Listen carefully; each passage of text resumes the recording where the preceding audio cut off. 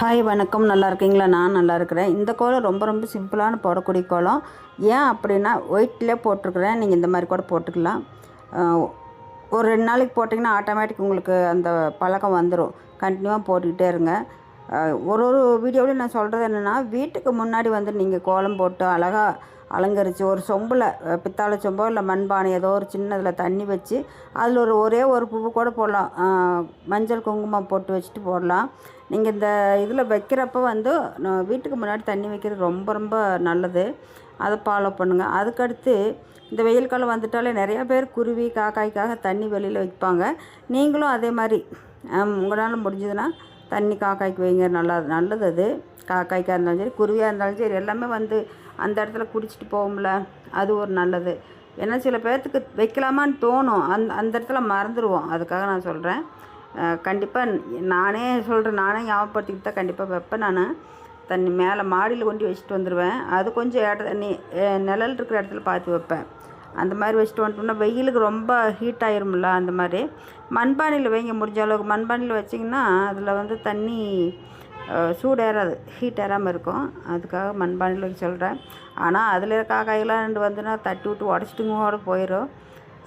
சில பேர் வந்து கம்பியில் கட்டி விட்ருவாங்க. அந்த பால்கனியில் இருக்கும் பாருங்கள், அந்த கம்பி இருக்கும்ல, அதில் நல்லா கட்டி விட்டு ஒரு பக்கெட்டில், சின்ன பக்கெட்டில் அந்த மாதிரி வச்சு நான் பார்த்துருக்குறேன்.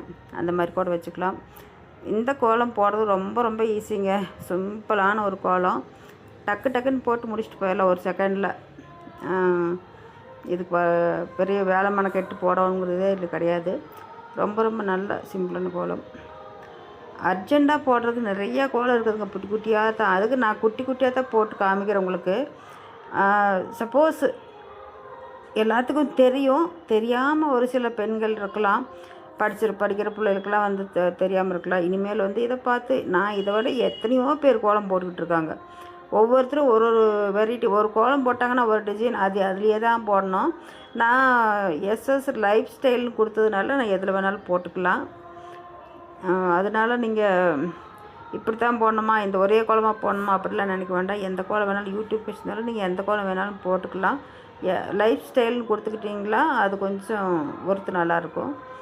அதுக்கப்புறம் இந்த ஒரு மேலே வந்து சின்னதாக ரவுண்டாக வருது பூ மாதிரி, அந்த இடத்துல மயில் மாதிரி வருங்க. நல்லா ஒரு இது பண்ணால் மயில் மாதிரி காமிக்கும். நம்ம புரிஞ்சுக்கிற விதத்தில் தான் இருக்குது. அந்த மயிலுக்கெல்லாம் எப்படிலாம் பண்ணுவாங்க அப்படிங்கிறது பார்த்துக்குங்க நீங்களே. இன்றைக்கி சிவராத்திரி வாழ்த்துக்கள் அனைவருக்கும்.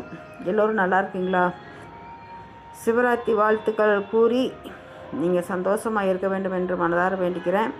இந்த கோலம் பிடிச்சிருந்தால் லைக் பண்ணுங்கள், சப்ஸ்கிரைப் பண்ணுங்கள், கமெண்ட் பண்ணுங்கள், லைக் போட்டு விடுங்க. அடுத்து உங்களுக்கு ஷேர் பண்ணி கூட விடுங்க. உங்களால் முடிஞ்ச உதவி கொஞ்சம் எனக்கு செய்யுங்க. நன்றி, வணக்கம், பாய். எல்லோரும் நல்லா இருங்க. மீண்டும் சந்திப்பேன் கோலத்தில்.